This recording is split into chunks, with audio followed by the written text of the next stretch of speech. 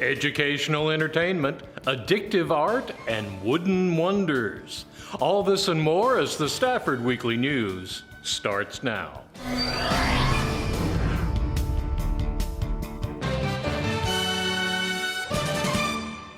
Welcome to the Friday, November 3rd edition of the Stafford Weekly News.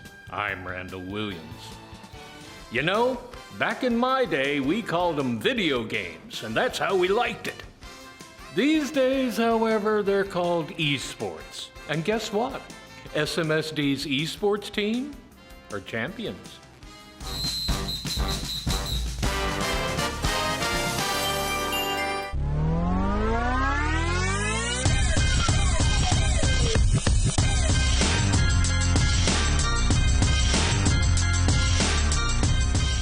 I'm Traylon Collins, that's Treylon.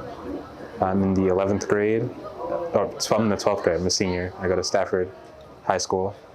And my game, I play Super Smash Bros. Ultimate. I've been playing this game since pretty much its release. I've enjoyed it a lot. I watched content on the previous installments, and so that's what made me really interested to play it for myself. And when Ultimate released, I started playing there, and all the way up till now, where I compete at a school, at like a high school level. My last year was my first year in the esports program, and during that year, our team, including myself, I went to state twice, once in the winter and once in the fall, and for 2 different seasons, 2 different leagues. I recently started playing Pokemon Unite. That's a MOBA, Pokemon licensed, and we've been doing extremely well in that regard, in that league. I started a team for it as well. And other than that, though, I don't play any games for the school other than those 2. My name is Mohammed Obaid, Muhammad. I'm a senior at Stafford High School, and I play Valorant competitively. It's a 5v5 sandbox shooter where you just use tactics to outplay the other team to get advantage, and first to 13 wins, win by 2. And since we've started playing the game at school since last year, we've went to states on 2 different occasions, once in the winter, once in the spring.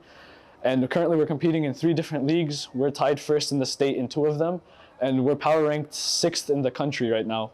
We're undefeated currently. And yeah, so my role is the in-game leader. I'm also the team captain. I'm the one making all the strategies. I'm also the one calling them. Also the one having to, read the other team and make sure that, we're 1 step ahead of them. And yeah, so I played this game for since its release as well, so 3 years ago almost. And I was a semi-pro for a little bit during COVID, because I would kind of skip classes for it. And now I'm playing for my high school, not skipping my classes this time. And hopefully we can get to win nationals this time. It's just we're trying to win. That's all that matters here. It's like in the middle of the screen. In the middle of the screen.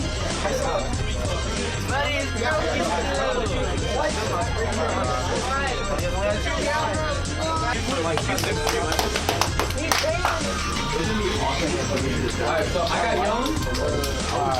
Fill them up. So 1, 2, 3, Spartan. 4, 5, 6, family!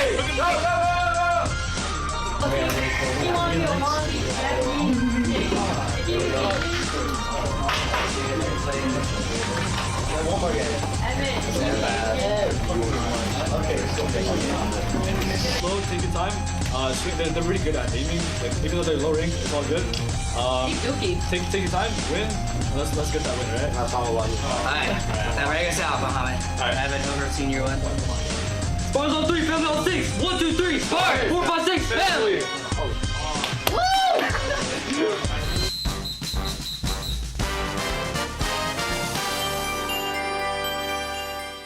A few weeks ago, we told you about the Second Mile Golf fundraiser, and we thought you might like to know more about Second Mile and what they do.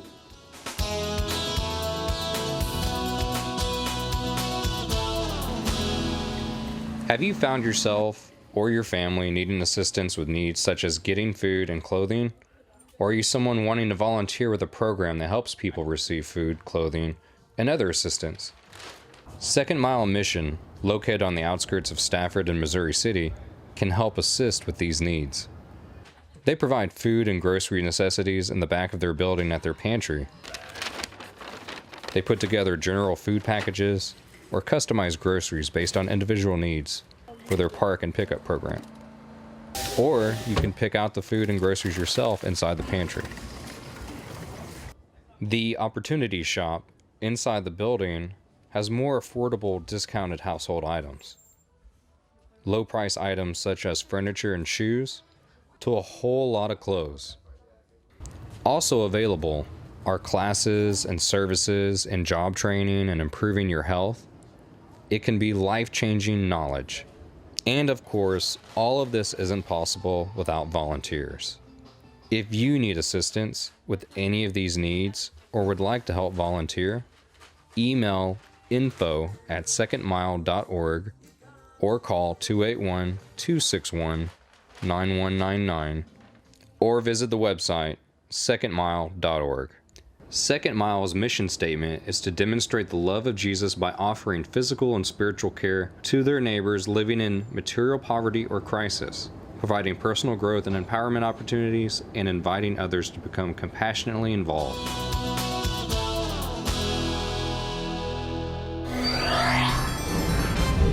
Abstract addiction. Next. You can try, but you won't find another city like Stafford, Texas. Serving our community just like you like it. Taking care of you and your home since 1945. We believe in STEM to learn and STEM to earn. We're heading into college certified and career ready. As a former student of Stafford, I take pride in keeping our classrooms safe. We are Stafford, we are one. Addiction is a modern scourge. It's estimated that 1 out of every 3 people has some form of addiction. For some of those, the effects can be horrendous. A new faculty art exhibit at HCC West Loop tackles those effects. A new faculty art show recently opened at HCC West Loop, Children Caught in the Crossfire. It's called Children Caught in the Crossfire, and it's not necessarily just about children. It's about, primarily, I was inspired to do a series about the opioid epidemic. I like to call it a pandemic because it's a little bit more than an epidemic. It's gone all over our country. It's affecting so many people, and about 100,000 people died in 2019 of opioid overdoses. And sometimes they're tagged as suicides, but it's actually not usually a suicide. It's fentanyl overdoses. So I was inspired to do a series about that, but also mental illness, because that is also a residual effect of COVID, a residual effect of drugs and addiction, and there's a big link there. So I use dolls to symbolize children and also adults who have addictions to whatever it might be, and their dreams are snubbed out. Here you go, you have a coffin here. You have a poppy, that's, you have a syringe, and poppies, they make morphine, they make all kinds of addictive substances, right? For medicine or for illegal usage. So I made a border like it's a Facebook border. It goes all the way around, and then featured in the middle is a doll, and the doll looks beautiful. However, it's innocent, It's innocent, and it's like got this wonderful flower arrangement, and there's a teddy bear inside, but obviously there's a sadness which symbolizes snubbed out death prematurely. And it's just the fact of life. This stuff exists, and I have a lot of portraits. I'm obsessed with faces. I have no idea why I'm obsessed with faces, but I just happen to paint them all the time. And they come in different forms and fashions. I noticed that a lot of them have big lips, and I have no idea why. exaggerated. Like one of my paintings has an exaggerated eye. It's like, it's behind me over there, behind the camera, but it's like an exaggerated eye and the tiny one here. And it's all about perspective. When you have a skewed perspective, that's what I'm trying to explain. You kind of fade into a different reality. For HCC Beat, this is Randall Williams.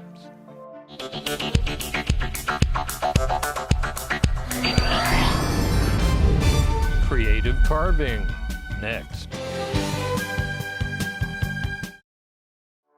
In Stafford, diversity is not just a number, it's who we are. When you are here, you become part of the story. You can sleep well knowing we're always on the job and looking out for you. It's a great place for growth and opportunity. Tradition starts here. We teach your children and we stick around for your grandchildren. We are one. We are Stafford. This is the city of Stafford, and we are one. Wood is such a basic material in our lives, we hardly see it anymore in our day-to-day, except when the wood becomes an object of art, and then it draws our eye. The Houston Center for Contemporary Craft has a show featuring such work from a particular type of tree.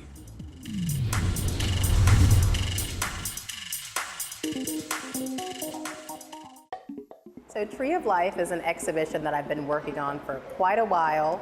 It incorporates some of my favorite things from my own background and history. So it celebrates the African blackwood tree, which is a tree that is grown. It's a species of rosewood that's grown mostly in East Africa. So this particular wood is used for sculpture. It's also used for making wood-turned vessels, and more commonly known for making woodwind instruments such as clarinets and oboes.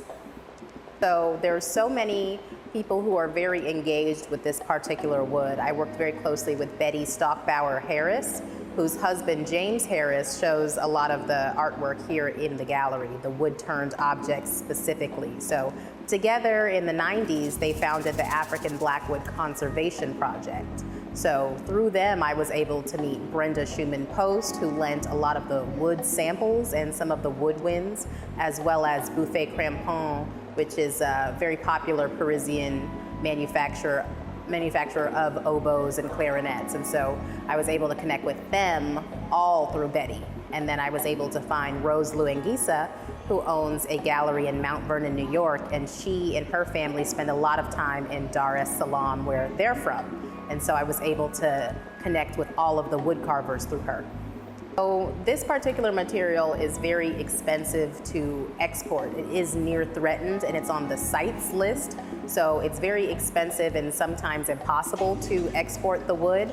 So the artist, James Harris, was very conservative with how much of the wood he was using. So he challenged himself to create very small objects. So it was very interesting to me to curate a show that's all about wood and doesn't have any furniture. So I thought it would be fun for people to see something very small scale as well as the larger scale objects. And if you notice, the larger scale objects are primarily from Tanzania, where the wood is grown. So much easier access because you can walk outside and pick a tree to carve from, whether the American artists have to worry about getting it from a third party and then getting that shipped to where they are. So I've heard just a small block of wood can be $100 compared to, maybe $5 or $10 for a more common type of wood. One of the most important aspects of this exhibition for me was making sure that the carvers were recognized by name rather just by the region or cultural group that they are from. So Pius Ntimbe and Joseph Singombe, they're very amazing, highly skilled carvers from the Dar es Salaam area. And the carvers market there is very widely known in the world. And I thought it was important that wood carving from Africa was shown not just as tourist or souvenir sculpture, but as truly fine art, because that's what it is. So it was exciting to bring work that, of course, is the same level of skill that you would see anywhere, but is seen as contemporary and seen as craft worth showing in an institution like this.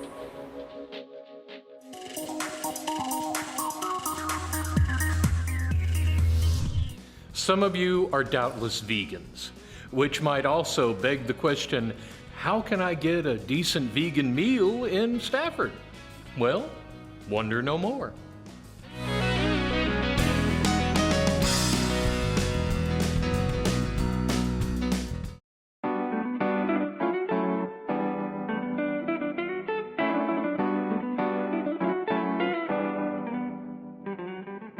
Hello everybody, my name is Brandy Specs and I'm here with the wonderful, the beautiful, the talented, amazing Rochelle Gemini. Rochelle, let us know what's going on here tonight. At my own house, I would have my friends over. All the time I would cook and I would be like, hey, let's write on this, accept what we want from the universe, release what we want from the universe, write it on paper, go burn it outside of my backyard. And then they was just like, girl, your food good, start selling it. And I was just like, you know what, I'm gonna take my friend's advice. And I did, and then people started buying it and it's just getting bigger and bigger and I'm getting called to do different places in different towns now. So, you know, I'm just really excited. Hey guys, what's up? It's your girl Brandy and I'm here with Shantae. Shantae, how was your experience tonight? Oh, I love it. This is like my 7th time coming. I'm not even vegan, but I enjoy vegan food, her vegan food, so it's been dope every time I come. So we got 2 non-vegans in the house tonight enjoying vegan food.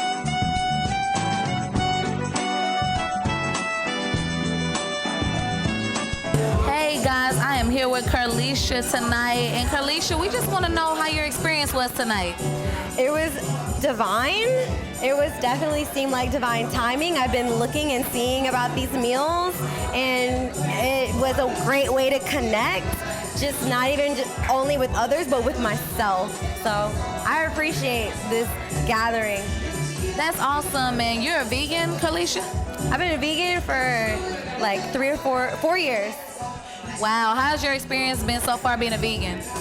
It has not been challenging as a lot of people, you know, go through. I think maybe for me, you know, as long as it logically makes sense, and I did a lot of research. So it's been a great transition. The more that I dive into it, the more spirituality seems to come one-on-one with it. So it's been great. That's awesome. Well, we can't wait to see you at the next one, Carlisha. Thanks so much for joining us. Thank you.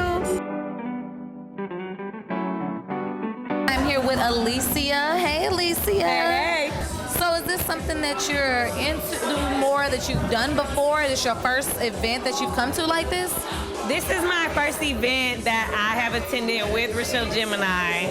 I have been to things like this before. This is more intimate than what I've experienced before. So I'm really trying something new and just being a participant and being on the receiving end, which I feel like is so needed for me in the full moon energy. That's awesome. So will you be at the next one? I'm definitely, like, when she put the date out, like, in the phone. Y'all heard that. Alicia is there, and this is Brandy. Y'all have a good one.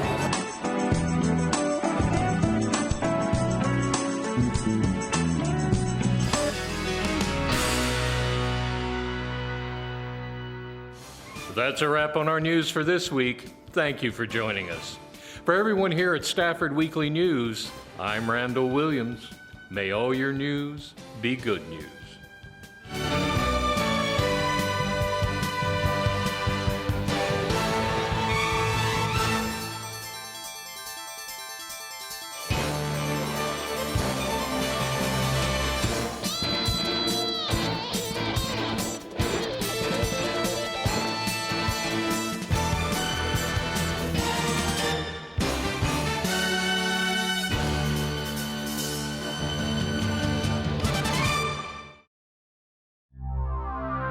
This program was produced on the Stafford campus of Houston Community College.